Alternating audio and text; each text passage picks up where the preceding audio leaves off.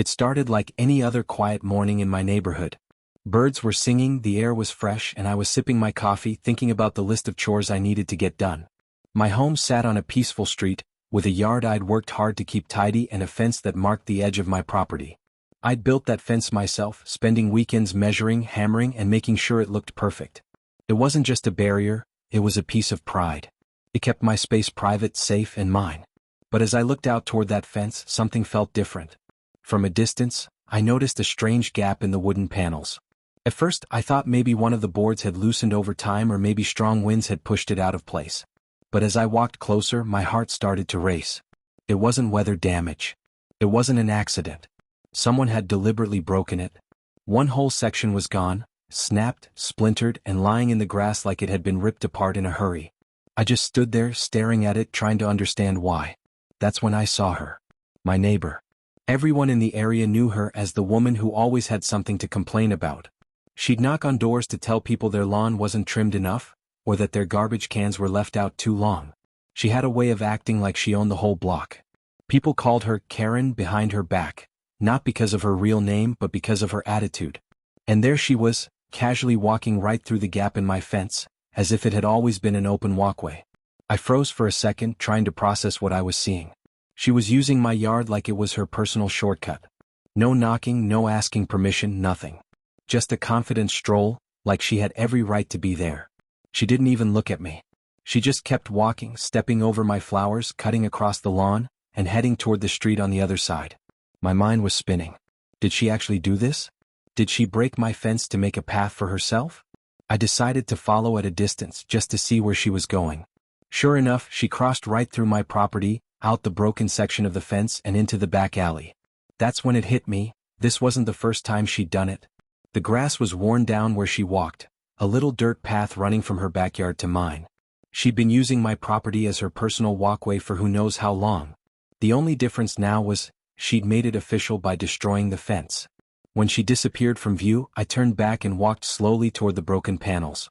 I crouched down, touching the jagged wood. The break wasn't neat. It looked like someone had kicked it hard again and again until it gave way. My gut told me this wasn't a spur-of-the-moment decision. She'd planned it. Maybe she'd been annoyed for a while that she had to walk the long way around to get to the alley. Maybe she thought I wouldn't notice or care. But she was wrong. The more I thought about it, the more my frustration built. This wasn't just about some broken boards. It was about respect. This was my property, my hard work, and someone had decided that their convenience mattered more than my boundaries. I replayed the image in my head, her walking through so casual, so entitled, and I couldn't believe the nerve. I took out my phone and snapped pictures of the damage from every angle. If this was going to turn into a problem, I wanted proof. The sunlight caught the rough edges of the wood, highlighting just how violently it had been broken.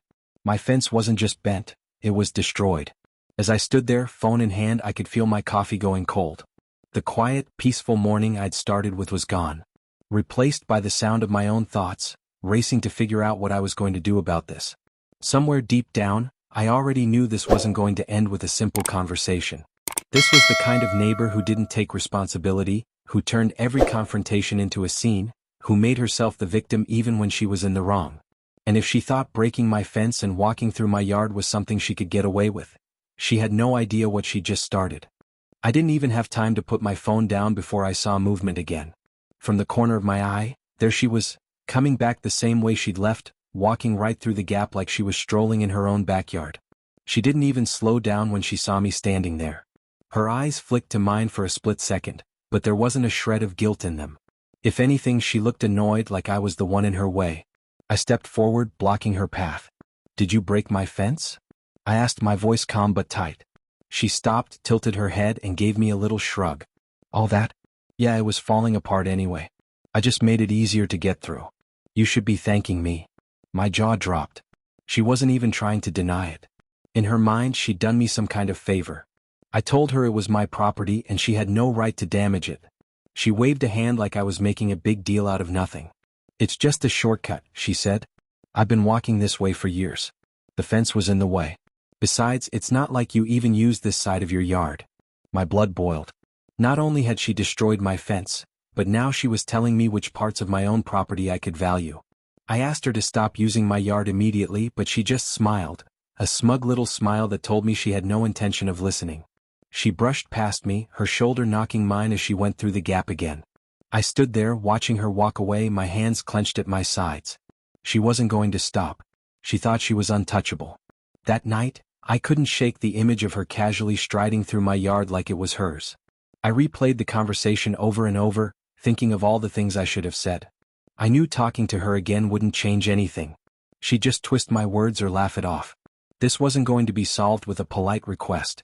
The next day, I decided to set up a small security camera facing the broken section of the fence. I wanted undeniable proof of her trespassing. Sure enough, within hours there she was on camera, walking through my yard not once, not twice, but 3 times that day alone. Sometimes she was carrying groceries. Once she was walking her dog. She didn't even glance toward my house. She acted like she had a permanent right-of-way carved into my property. I showed the footage to a few of my other neighbors and they all had the same reaction. Disbelief mixed with a little smirk. Apparently, I wasn't the only one she had a history with. One neighbor said she trimmed their hedges without asking because they were blocking her view. Another said she once moved his trash bins because she didn't like where they were placed. It seemed like her favorite hobby was ignoring property lines. The more I learned, the more determined I became. I wasn't just protecting my fence, I was protecting my space. If I let this go, it would never stop. She'd keep walking through, keep pushing the limits, until my yard became just another part of her daily route. I started looking into property surveys and legal records. If she thought the fence was in her way, I wanted to make absolutely sure she understood whose land she was walking on. I dug up my property deed, pulled out the original survey papers, and even called the local records office. What I found gave me an idea so perfect it almost made me laugh.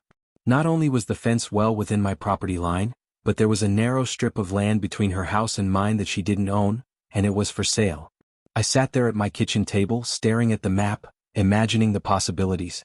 If I bought that strip, the shortcut she loved so much would vanish forever. She wouldn't just be cut off, she'd be boxed in. The next step was obvious. I called the seller and made an offer. Within days, the paperwork was moving. While the legal side took its time, I started planning what I would do with my newly expanded boundary. I pictured a tall, solid fence with a locked gate. No gaps. No shortcuts. And when the time came to build it, I wanted to be sure she saw every single board go up.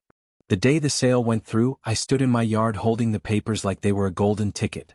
That narrow strip of land between our houses was now officially mine. It wasn't huge, but it was everything I needed to end her little shortcut once and for all. From now on, every step she took toward my property would be a step onto land I legally owned. I didn't waste a second. I called a fencing company that afternoon and booked them for the earliest possible date. In the meantime, I went out with some bright orange survey stakes and marked the exact boundary line. Every single stake sat firmly on my newly purchased land, each one a warning flag she couldn't ignore. As I hammered the last stake into the ground, I noticed her peeking from her kitchen window. Her curtain twitched like she was trying to hide, but I knew she was watching. The next morning, I woke up early to the sound of trucks pulling up. The fencing crew stepped out, unloading fresh panels of thick, dark wood and heavy-duty posts. This wasn't going to be a flimsy fence like before, it was going to be a fortress. I walked over and gave them clear instructions. Build it high, build it strong, and lock it tight. No gaps, no weak points. By mid-morning, the work was in full swing. The old broken section came down completely, and the crew started digging deep post holes right along my expanded boundary. Every thud of the post driver felt like a drumbeat of victory. The sound echoed across the yards, and I could almost feel her irritation building with each strike. Sure enough, by the time the third post went in, I heard her back door slam. She marched over, her arms crossed tight, her voice already sharp. "What do you think you're doing?" she demanded. I calmly told her I was putting up a new fence, on my property.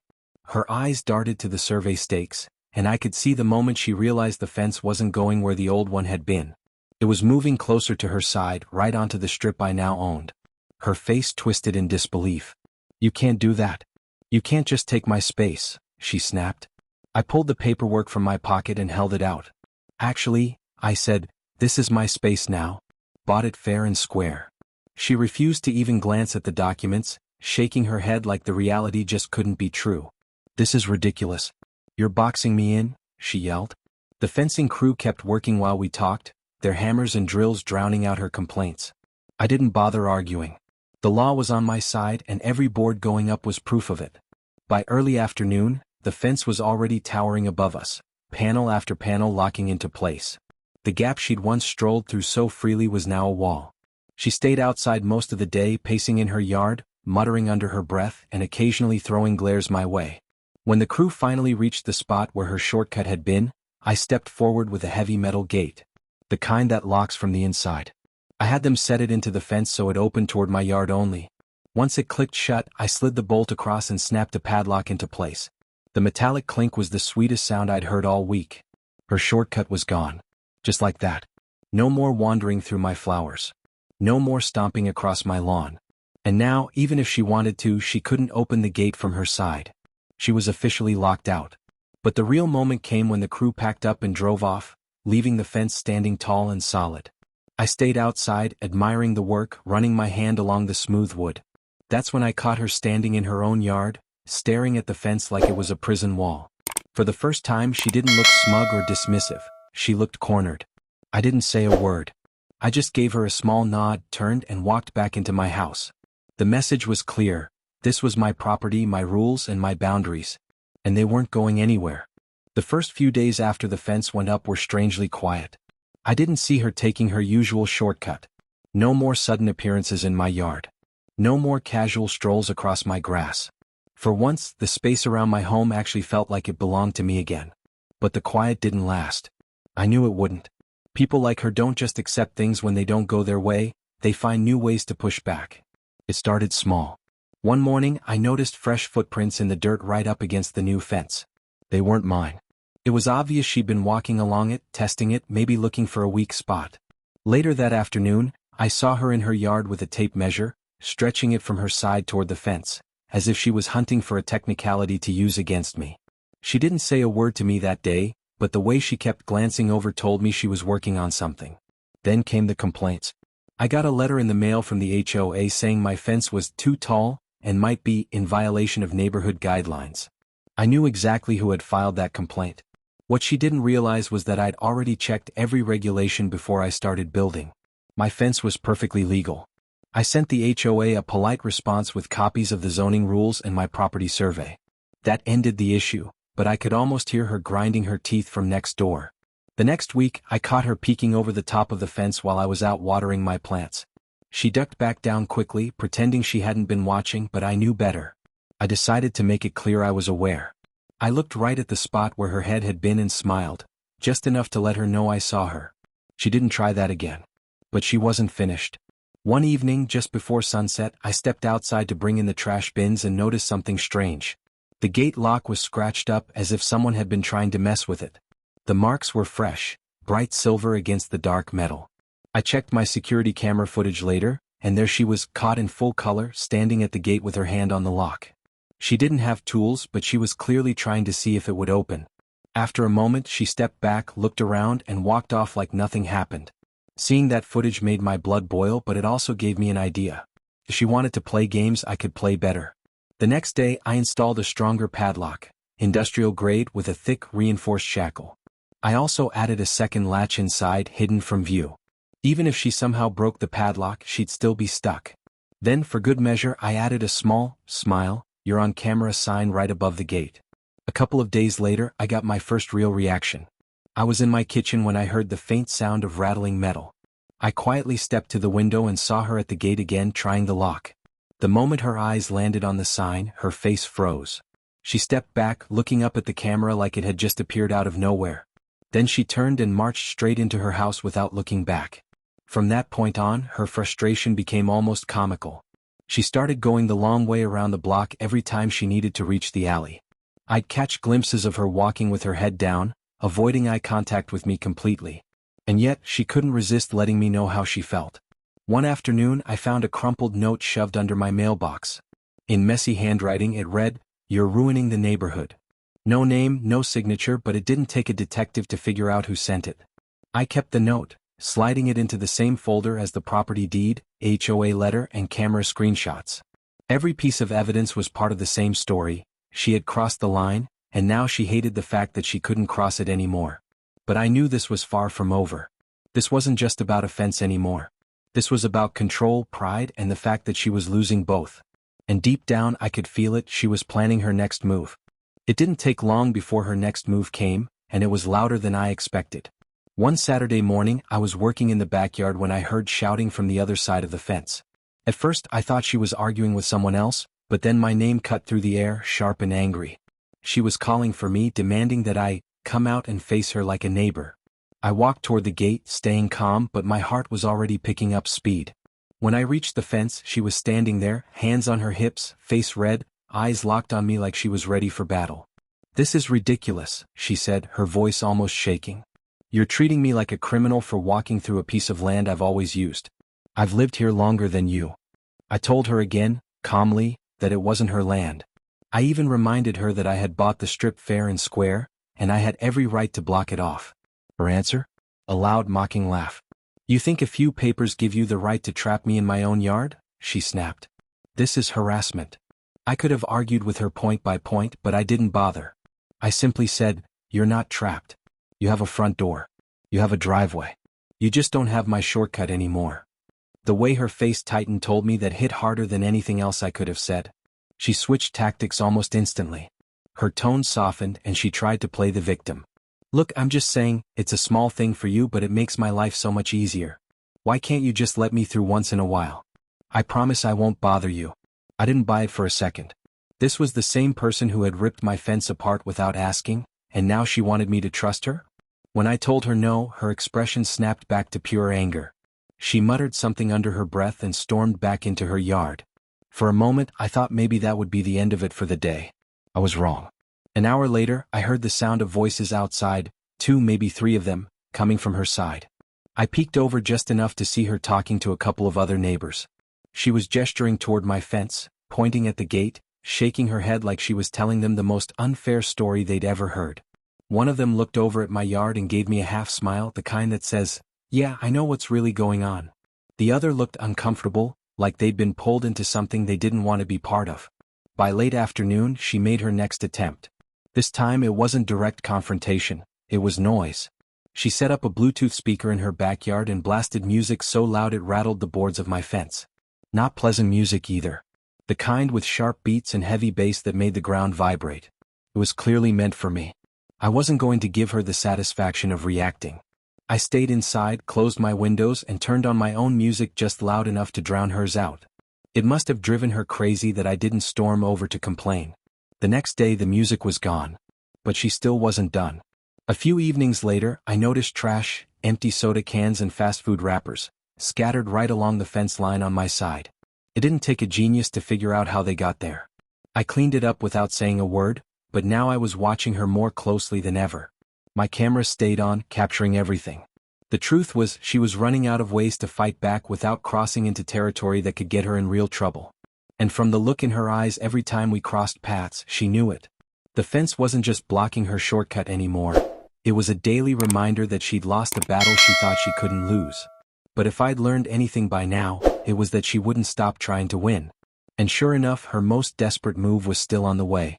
It was late on a Thursday night when I first realized she was about to cross another line. I had been watching TV when I noticed a shadow moving past my side window.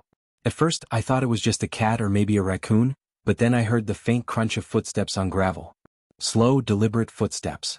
I muted the TV and stepped closer to the window. There she was, flashlight in hand, standing right at the edge of my fence. She wasn't just passing by. She was inspecting it. Her light moved up and down the boards, pausing at the gate. She reached out and tugged at the padlock, then at the latch. She was testing it, pulling harder each time. My security camera caught everything. The glint of the flashlight, the way her hand gripped the lock, the frustrated shake of her head when it didn't budge. I stayed inside watching because I wanted to see just how far she was willing to go. After a few minutes, she stepped back and looked up at the top of the fence, as if she was sizing up whether she could climb it. She even placed her hands on the boards and gave them a little push, testing their strength. Then finally she turned and walked back toward her yard, her flashlight beam bouncing across the grass. The next morning I went outside and examined the fence.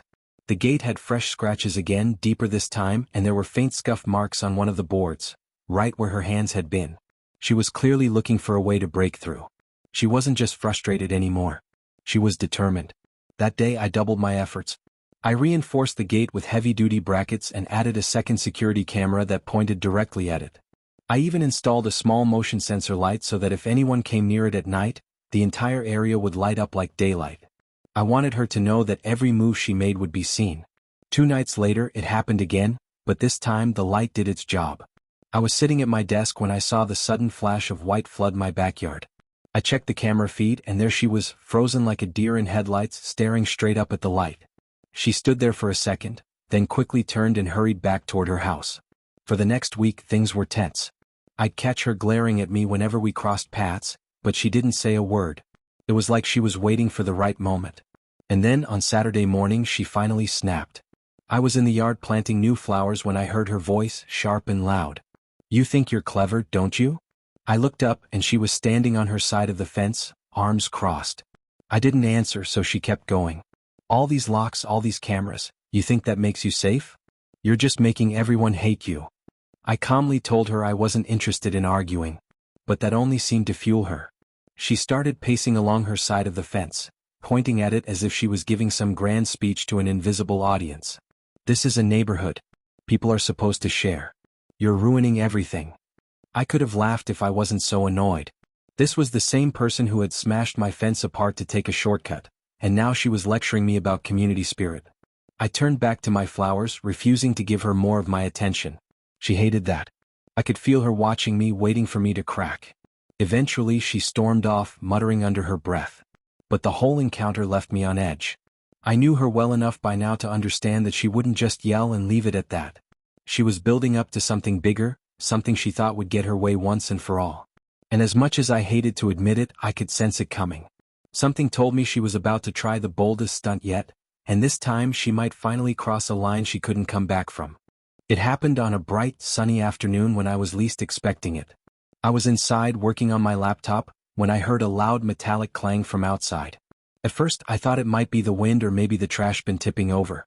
But then it came again, this time louder, sharper, like something hitting metal on purpose. My stomach tightened. I knew exactly where that sound was coming from. I grabbed my phone and walked toward the back door, moving slowly so I wouldn't make any noise. As soon as I stepped onto the porch, I saw her. She was standing at my gate, both hands gripping the padlock, yanking it hard over and over. Her face was twisted in frustration, her teeth clenched. She didn't see me yet, and for a moment I just watched, trying to take in the sheer audacity of what I was looking at. Then she stopped pulling and reached into her pocket. My heart skipped when I saw it, a small silver key. She shoved it into the lock and twisted, but nothing happened. She pulled it out, tried again, even jiggled it like she thought maybe it would magically open. I could feel my pulse pounding in my ears. She had actually gone out of her way to find a key she thought would work on my lock. Finally she stepped back, breathing heavily, and looked around. That's when her eyes landed on me. For a split second, her expression froze, like a kid caught with their hand in the cookie jar. Then, almost instantly, she straightened her back and tried to play it off. "Oh hey," she said casually, as if she hadn't just been caught trying to break into my yard. "I was just checking to see if this lock was stuck." I didn't even bother hiding my disbelief. "You were trying to open my gate," I said flatly. She laughed, nervously this time, and waved her hand like it was nothing. "Don't be dramatic. I was just making sure it still worked. Locks can jam, you know." I stepped closer, my phone still in my hand. "It works fine," I told her. "It works exactly the way it's supposed to, keeping you out." Her smile vanished, replaced by a glare. "You're ridiculous," she snapped. "All of this just to stop me from walking through? You're obsessed." I could feel the tension in the air, thick and sharp. She wanted me to lose my temper. She wanted me to yell so she could spin this into me being the bad guy. But I didn't give her that satisfaction. I simply held up my phone and said, "You're on camera. You've been on camera this whole time." Her eyes flicked up toward the lens mounted above the gate, and I saw the tiniest flash of panic cross her face. "You can't record me without my permission," she said quickly, but even she didn't sound convinced. I reminded her that the camera was on my property facing my gate, and I could record anything that happened there. That's when she tried one last move, guilt. "You know," she said, softening her voice, "neighbors are supposed to help each other out. You could have just let me through this one time. I wouldn't have made it a habit."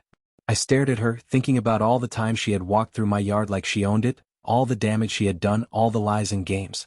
"It's already a habit," I said quietly. Her mouth opened like she was about to fire back, but nothing came out. She just stood there for a moment, glaring at me. Then she spun on her heel and walked away without another word, her footsteps crunching against the gravel until they faded. I stayed by the gate for a long moment after she left, listening to the quiet settle back over the yard. I could still feel my heart racing, my hands tight around my phone. I knew this wasn't the end.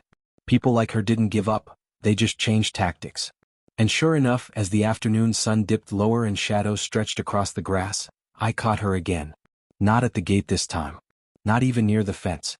But standing at the far corner of her yard, phone in hand, pointing it straight at my house. Watching. Waiting. Plotting her next move. The next morning, I stepped outside to water the plants, and there she was again, leaning on her fence, phone in hand, pretending to scroll but glancing up at me every few seconds. Her eyes tracked my every move like she was just waiting for me to slip up. I ignored her at first, but her stare was so intense it was impossible not to notice. It wasn't casual curiosity. It was calculated. By the afternoon it escalated. I was sitting in my living room when I saw her pacing along her side of the fence, phone held high, snapping picture after picture. She wasn't even trying to hide it this time. She took photos of my gate, my fence, my yard, anything she could get into her frame. I stepped outside and asked if she needed something. Without missing a beat, she said, "I'm documenting everything for the HOA." It was laughable. Everything about my fence was legal. Every board was within regulation and she knew it. But this wasn't about the HOA. This was about intimidation. She wanted me to feel watched, to second-guess every move I made on my own property. I simply told her, "Good? Make sure you get my good side," and went back inside. A couple of hours later, I noticed she had company. 2 other neighbors were standing with her, peering over at my yard as she whispered animatedly. She pointed toward my gate, gestured at the fence, even made a sweeping motion toward my flower beds as if they were somehow part of the crime scene she was inventing in her head. One of the neighbors nodded slowly, but the other crossed their arms, clearly skeptical. I couldn't hear every word, but I caught enough to know she was spinning a story about how I was making life difficult for the neighborhood. By early evening, she made her boldest move yet. I heard a knock at my front door, and when I opened it, she was standing there with a clipboard. Her smile was tight and forced, the kind of smile that never touches the eyes. "We're collecting signatures," she announced, "to have the HOA review your fence situation. We think it's excessive." I didn't take the clipboard. Instead, I leaned against the doorframe and asked, "And by we, you mean you?" Her cheeks flushed, but she quickly recovered. "Some of us agree this fence is ruining the neighborhood's openness," she said. I could see there were only 2 signatures on the page, and one of them was hers. I didn't argue. I didn't slam the door. I just told her, "Good luck with that," and closed it. Through the blinds, I watched her walk away, muttering under her breath and gripping the clipboard tighter with every step. But she wasn't finished. Later that night, I caught the glow of her flashlight sweeping across my backyard again. This time she wasn't at the gate, she was by the side of my house, pointing her phone's camera toward my security light, like she was trying to capture evidence of something. I stepped out onto the porch and said her name sharply. She froze, then slowly turned, forcing a smile. "Just checking how bright your lights are at night," she said. I didn't respond. I just stood there until she finally walked away. But the whole encounter left me on edge. It was clear she was trying to push me into reacting, trying to get a moment she could twist into her own narrative. The next morning, the pattern continued. As soon as I stepped outside, she appeared in her yard, phone in hand, leaning casually against the fence. This time she started a fake phone call, speaking loudly enough for me to hear. "Yeah, I'm looking at it right now," she said, pretending to describe my fence. "It's definitely a problem. We'll need to take further action." Every word was for my benefit. I refused to bite. I went about my business, watering the flowers and sweeping the patio. But I could feel it. She was circling, getting bolder, testing just how far she could go without crossing a legal line. And the way she lingered there, watching me with that same calculating look, told me she wasn't going to stop until she tried something far bigger than photos or petitions.